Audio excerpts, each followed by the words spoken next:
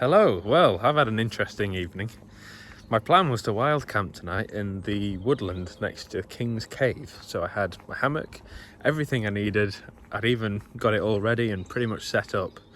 But the midges were absolutely terrible. I was getting eaten alive. Like, literally swarms all over my face, ears, neck, legs. Despite having smidge and all that other stuff. So I just thought, why am I doing this? Like, I'm just gonna get miserable in the middle of the night. And I've been there and done that when I went to Skye last year. Pretty much had exactly the same thing, but I slept through it and regretted it. So I was just desperately scrambling around to try and find somewhere to sleep. There's just nothing available on this island. It's basically massively booked up in advance. So I was about to give up when I called B&B and they said, yeah, we've not got anything, but we have a phone number of basically an old lady who runs a B&B, but she doesn't advertise online. So I rang her and thankfully managed to get somewhere to sleep. So I just thought, I'm so relieved rather than having to sleep in the midge-infested woods. So yes, wasn't the plan, but I'm happy. Better than being eaten alive anyway. So anyway, onwards and upwards.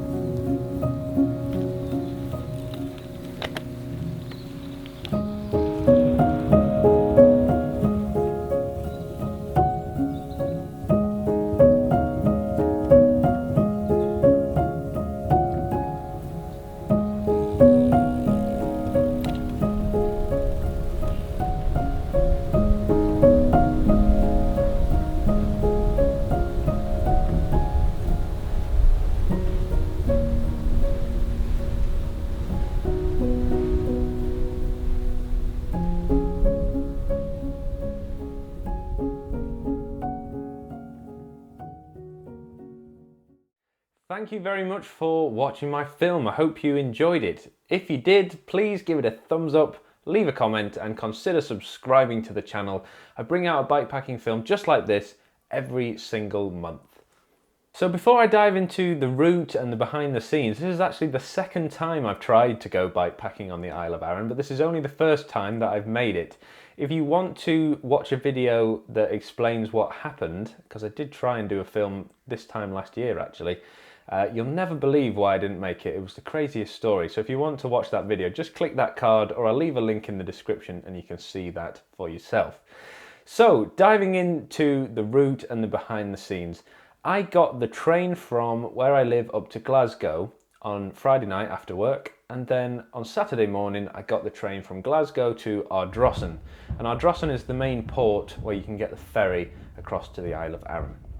It's very, very cheap and it's super easy to get your bike on there. You don't have to book or anything. There was absolutely loads of cyclists when I got there, like literally probably 50 or maybe even more.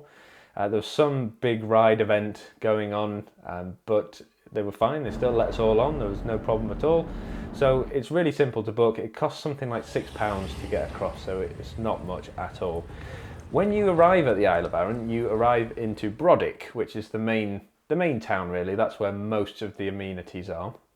So I refueled there. There's actually a camp shop there. I think it's called Arran Active, and there's pretty much everything you can think of. So if you've forgotten something very important or you need to stock up on supplies like I did, I had to get a new gas canister, then you can. It's got pretty much everything you need, so it's very, very helpful.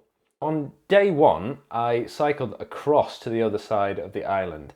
It's very easy to navigate. There's basically one road all the way around the island, and then there's two main roads that cut across.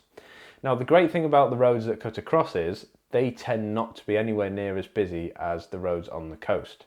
So what a lot of cyclists do is they do a figure of 8. They go across one of the main roads, which I'll talk about, do some of the coastal road, and then back across one of the others. So it's a really good way of seeing the island. And actually those roads in the middle cut across almost like a hill or a mountain range. So you do get incredible scenery, and it is definitely a challenge. It's not easy getting up those roads for sure. So the two roads that go across the island have actually got names. There's one on the south which is called the Ross, and there's one in the middle of the island called the String. And the Ross is probably the hardest of the two, given that it's hardly used by cars. Now that's great for cyclists. If you go bikepacking regularly, it's nice to sometimes get away from the traffic. It's not used by cars very much because it's very narrow and there's a lot of passing places, so it's not very quick. So it's great, but the only problem is that because it's hardly used, is the surface isn't brilliant. Now if you've got fat tyres like I did, it's not a problem at all, but if you're taking a road bike, it's just something to consider. They have been resurfacing that bit of the road, and in the middle it's all done, but the bit at the foot of both of the climbs is not, so it's just something to bear in mind. So I went across the Ross on day one, all the way down to Blackwater Foot, which is near King's Cave, which I was planning on camping in, which we'll get to in just a second. But before I headed to Blackwater Foot, I knew there was a cycling cafe not far from there, in a little village called Lag. So I actually checked it out. I went down there and the Vuelta a España was on the TV. There was loads of cyclists and it was a great place. I stopped for coffee and a cake, and that was just a really good welcome relief. So it was a lovely place to stop, but if you're interested in cycling at all, it's definitely somewhere you want to stop. They've got bike storage racks everywhere and everyone inside is very keen on cycling. So basically it's a great place to stop if you like bikes. I stopped there for some food and then I headed up to Blackwater Foot, which is also quite a big town. They have a couple of general shops, a pub, and there was actually a beer festival on when I went, so there was a couple of food vans and things, very lively. It's just a really nice place to visit. The plan was, like I mentioned, to camp in King's Cave, but as you've seen in the film, the midges were absolutely terrible, and I've done it before, and I just started thinking to myself, why am I doing this? Why am I putting myself through this? Just for the camera, really. So I decided to find some accommodation, and as you've heard, thankfully, I managed to get something sorted. The midges were so bad. I had a midge net, I had smidge cream with me, but they just didn't seem to care. I was getting swarmed all over, and even for the half an hour that I was in the woods, I've got midge bites all down my legs. So imagine how bad it would have been if I'd have actually stayed there in the night. So just something else to think about if you're going to the Isle of Arran, and anywhere in Scotland really. From May time especially up to September, the midges can be really, really bad. So just bear that in mind. Bring the smidge cream, bring the nets, but ideally you should bring a tent that can keep the midges out. Hammocking in the woods is probably not the best idea. So it wasn't a massively long day. It was quite a tough climb going over the Ross, but day 2, my plan was to go back across the mountains, across the String, which is the other road that cuts across. That was very, very beautiful. A little bit more busy, but to be honest, it wasn't that bad. There was hardly any cars at all. I got to the top, and then it's a really fast ascent back to Brodick, the main port town. Before I got to Brodick though, there's a little glen called Glen Rosa, and that's where I stopped to have the tea and just basically a chill, because I couldn't check in to the hostel until 5 p.m, so I had a lot of time to kill. So that really, I don't think you're supposed to cycle there, but it doesn't say anywhere that you can't, but there's a lot of walkers and it isn't that bad in terms of terrain. So it is rideable, there was just nobody doing it. I didn't get any funny looks or anyone say anything to me, but I don't think you're supposed to ride there.